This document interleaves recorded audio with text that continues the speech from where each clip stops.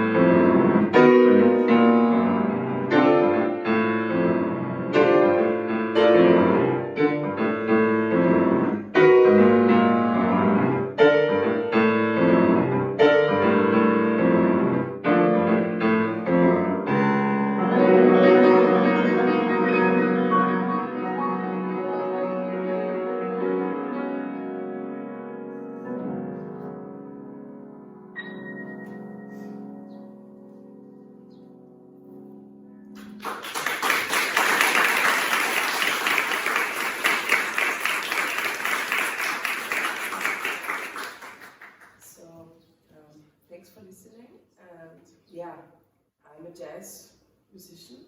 I also started off with, I come from Vienna, and I grew up in a small town next to Vienna, and they also had a music school, maybe a bit smaller than this one. And I started off with 12 years of classical music, classical training. And then I got, my brother, he was in the jazz ensemble in the music school. And I was really jealous of him because they just had fun playing with the people in the group. And I had to memorize like lists and Rachmaninoff and stuff all by myself. And it was so much work. I don't have to tell you. No? So I said also I want to improvise and like find a different approach to music that is to try this out. And I also enrolled for the jazz class, and that was it. And yeah, that was my thing. But I have to say, in the beginning, I was really frustrated because I could play classical music quite okay. And then there was written like just one chord symbol, C7, and I had no clue what to do. So I felt like a complete beginner again. And I thought, okay, why did I practice so much, so many years? So I figured out that these are two worlds that are really connected, and it's all music, but on the other hand, it's also a completely different approach to music making. So I had to really get into it. And so maybe this is easier if you have no musical training before, as the frustration level is not so high. But okay. I got into jazz by listening also to the music that was really in fashion then. It was like Brad Mehldau, Kurt Rosenwinkel, I don't know, have you heard about these names? Do you know some jazz artists, some like who are the famous ones on the scene, also from the history? I mean, there's like also in the pianist, there's Keith Jarrett. Do you know Keith Jarrett? Yeah. Lily Bridgewater is a good one. Yeah, Lily Bridgewater. She's wonderful. Yeah, fantastic. Yeah. And talking about the pianists, also maybe McCoy Tyner and Bill Evans, Herbie Hancock. So I listened to all of these, and also to the protagonists of the younger generation, like Brad Mehldau and stuff. And I thought, wow, these sounds are so beautiful. These are such big chords, and it just appealed to me so much, this feeling that they can create on the piano. And I don't know, for me it had really a spiritual dimension to listen to these chords, you know. So I thought, okay, I'm happy that I play the piano because we can play chords. And this is the beautiful thing about this instrument, one of the beautiful things. So I got into studying the chords, and I was there at the conservatory in Vienna, in the course then. But I have to say the teachers, they were not very good. But luckily, I found another guy who came to my concert, and he was like in a really famous jazz ensemble by then. And he said, Julia, come to my place, I'm going to show you some tricks that you can really make yourself heard on the piano. Because he came to a concert of mine and everybody was really loud, I was playing on a little upright piano and nobody could hear me. So he said, I will show you. And he showed me how to manage the chords and the harmony. And I'm so grateful to him because he showed me a system that I don't know, I have never heard anybody else explain it in that manner, no? So it's, for example, there are some jazz chords. There's like the classical jazz chords are maybe like 4 or 3 note voices on top of the bass note. For example, if you have a D minor, you can play like that. Yeah? It's quite an open, beautiful sound. Where you have the 5th, the 7th, and the 9th. Yeah.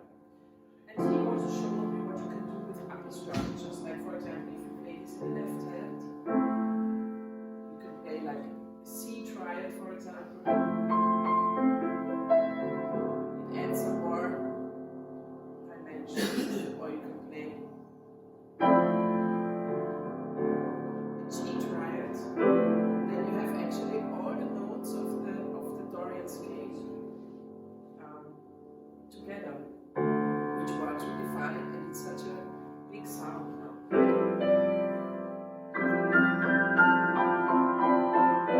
Or you can play with fourth.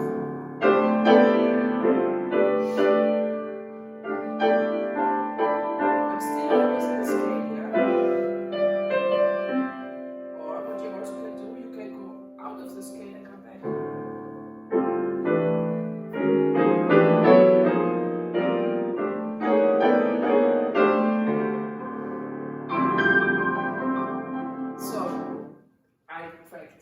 Things like for years, yeah, like up and down in all keys and all the scales and whatever. Yeah.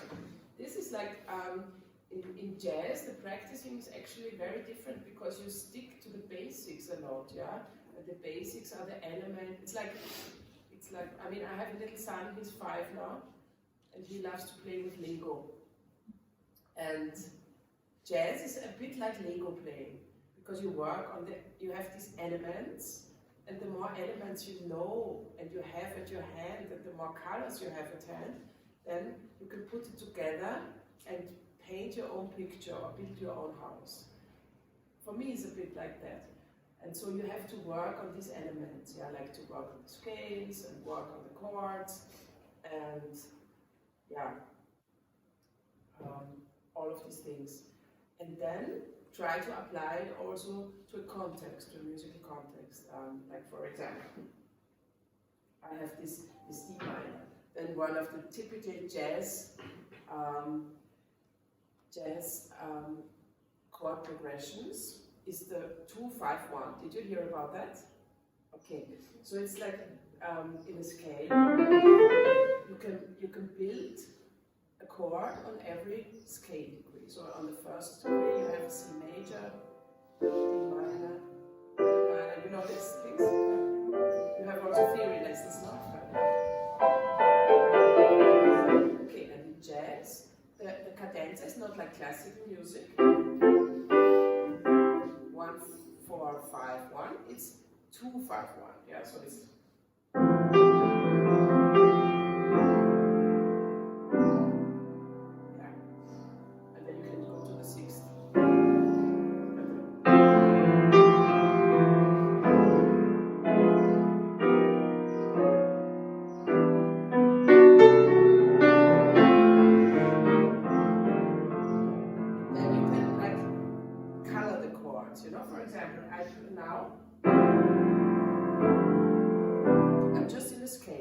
It's all based on the C major scale, all white keys. But now I will alter the 5th chord to add some extra color.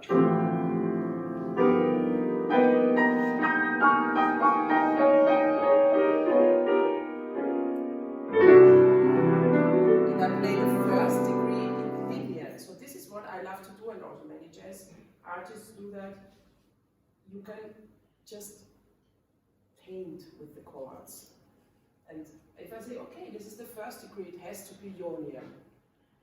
You're familiar with the church mode, but sometimes I don't play Ionian, I play Lydian, although it's on the 1st scale, but it just sounds cool. So, and the 6th degree should be minor. But I can also alter it.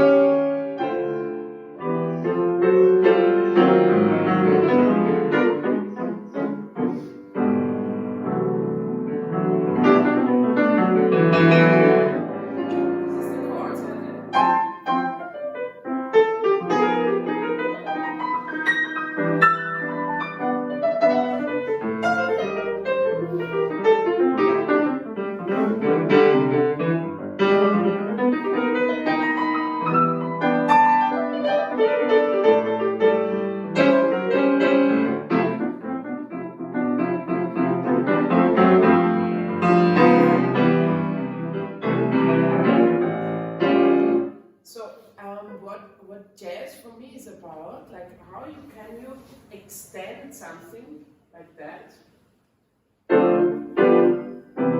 into something musically and more beautiful and bigger, and make it your own, and try to express yourself over whatever elements you have. It can be only 2 chords, it can be the form of a song. It's just, you have like the information you're given in jazz with the charts. You know, like what a real book looks like, how the jazz, yeah, you know that? So you have just 1 page, it's a little melody that's actually quite simple, and then you have some chord symbols. So what do you do with them? All we practice in jazz is filling up this information with our own content and trying to create our own music based on like a given grid.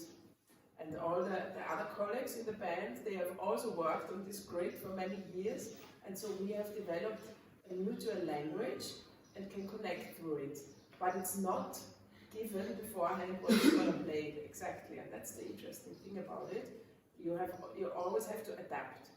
And you also, like, for example, if you come to another country and you go to a jam session, even if you cannot communicate with the people in their own language, you can connect directly through the music, and that is something extremely beautiful for me, and I've experienced that many times.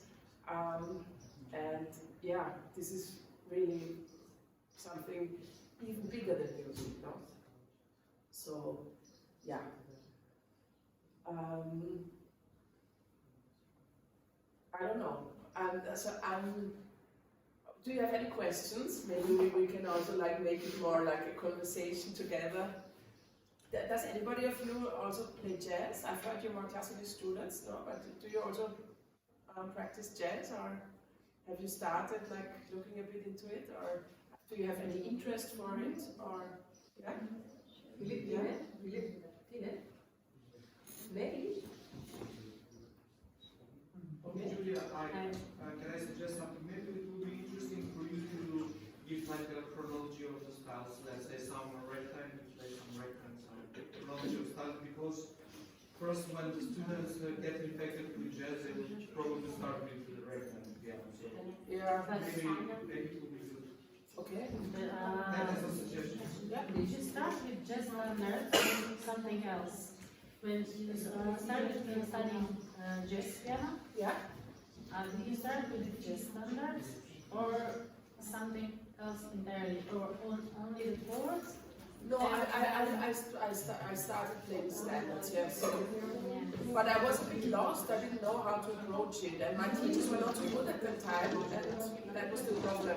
So I figured out many things myself, and yeah, but it was always like playing the standards, and then realizing, oh, I cannot still not do it, I can still not do it, so I have to focus on this, and this, and this. That's true. Okay. When you say that jazz is just more fun, because me and Sasha, we were learning at the same academy. It was just when I was classical music, Okay. but I was always hanging with the jazz because they were not fun. And music is really different. Yeah. I like your style is like Diana Crown. Really? Thanks. But there is something that you have, a classical music fan. I noticed that, I don't know if I'm right, because the jazz pianists, they don't play the piano so correctly. Okay. And that's super. Okay, thanks a lot. Thanks a lot. That's an honor to say that to me. So I should one student that can play Let's play something together.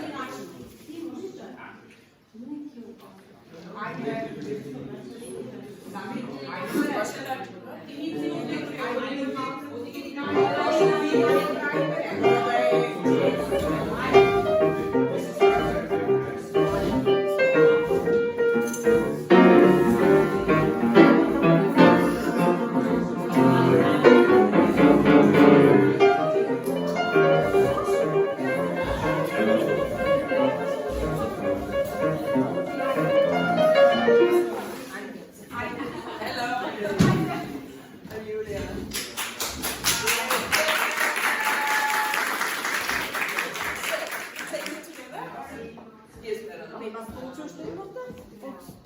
Fa per dire.